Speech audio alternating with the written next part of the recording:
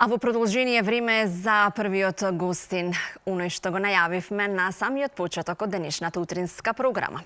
Македонија доби прв специјализиран центар за лекување на проблеми со тироидната жлезда. Колку се чести заболувањата, како да ги откриеме навреме симптомите и колку е важна раната дијагностика.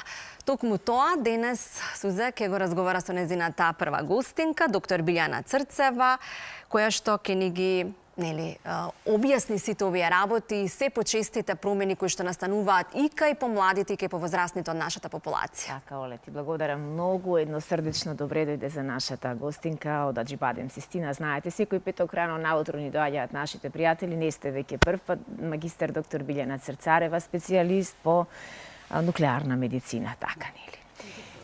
Ја испративме неделата за превенција за тироидната жлезда и во рамки на таа недела се формираше и овој центар кој што веќе го најави и мојата колешка, центар во кој што ќе може во еден ден да ги добиеме сите неопходни резултати, да ги направиме сите анализи и да отпочнеме со целата постапка. Колку беше важно вакво нешто да добие на држава како нашата, бидејќи вие сте и познати како пионери во приватното здравство? Така. Прво ви благодарам на поканата, секогаш е пријатно во вашето студио да се гостува и драго ми е што токму од кај вас ќе почне некако целата промоција на овој центар.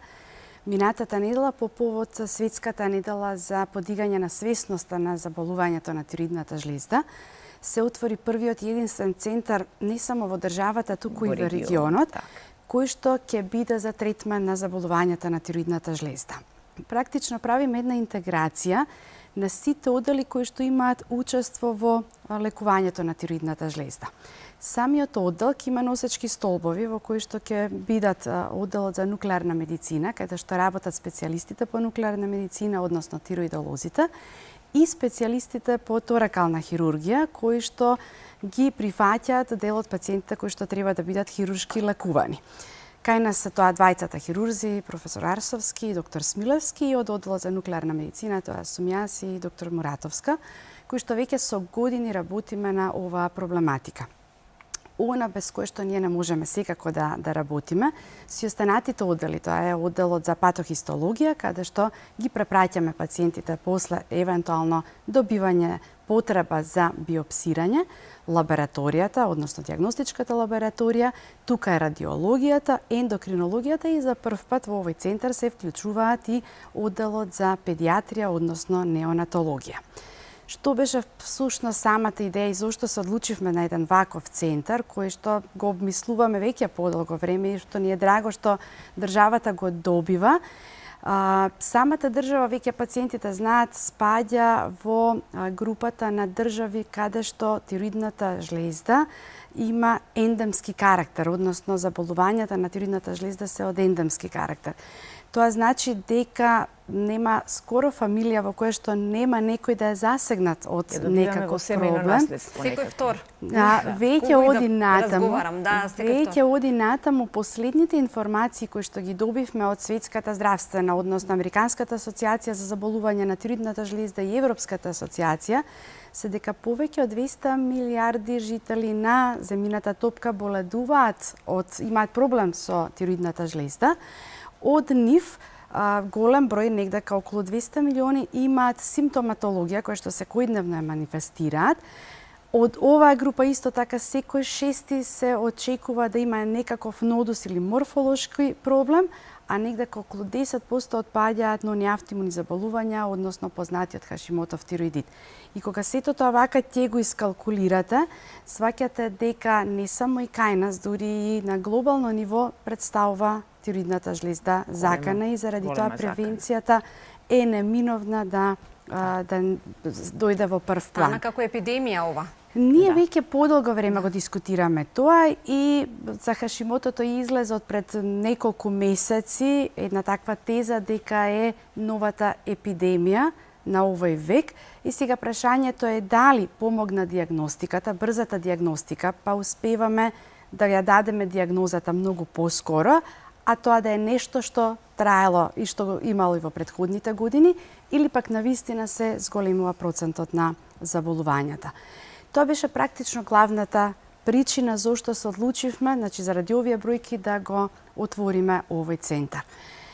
Идејата е кога пациентот ќе дојде во утринските часови во нашата болница, веднаш да биде прифатен и прегледан од специјалистите за тироидна жлезда, потоа препратен од наша страна во лабораторијата да се направат анализите за крвта. Претходно во нашата ординација се прави ултрасонографски преглед и доколку не е доволно само ехот и лабораторијата, пристапуваме кон евентуално повикување на колегите од оделот за патохистологија да се направи биопсијата, за која што сме многу горди, бидејќи ги добиваме резултатите во истиот ден.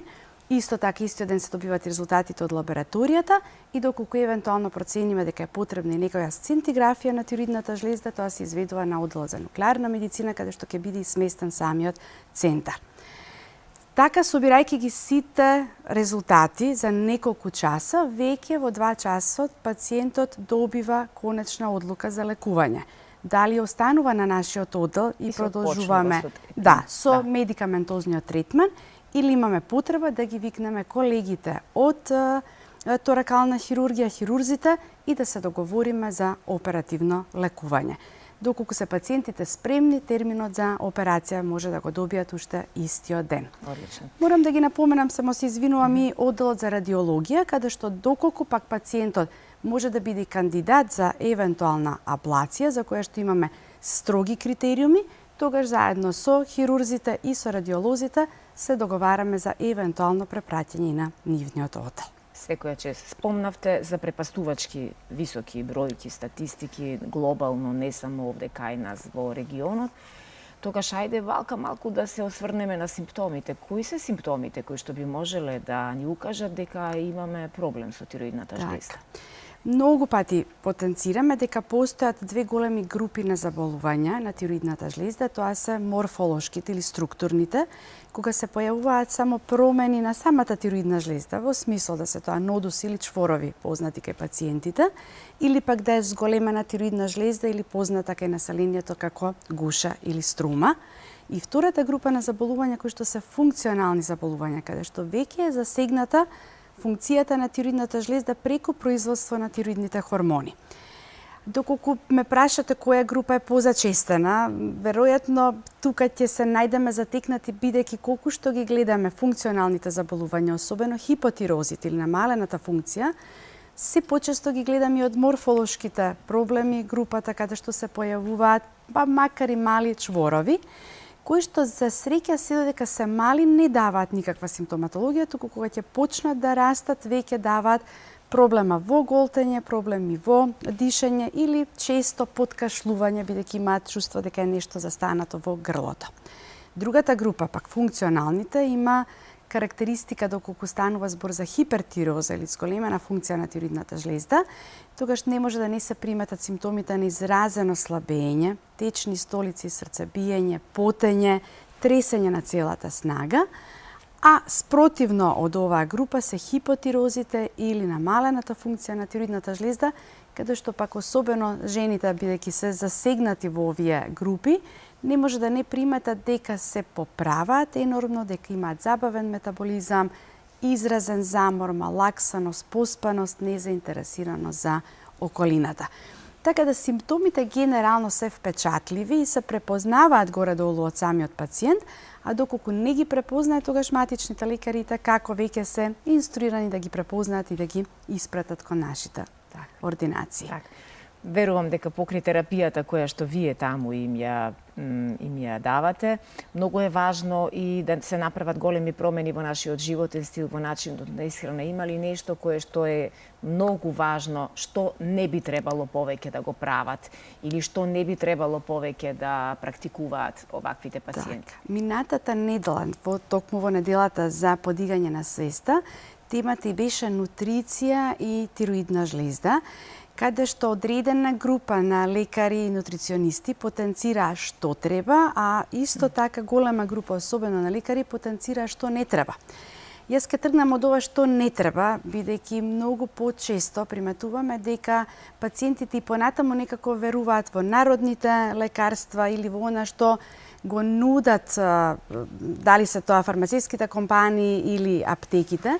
Значи, немојте на своја рака да земате таблетки со јод, немојте на своја рака и понатаму да ги земате оние препарати со млади оревчиња стоени во мед или во ракија, кои што имаат улога да го внесат во вишок јодот во човековото тело. Да, некогаш било потребно пред 50-тите години, кога солта не била јодирана.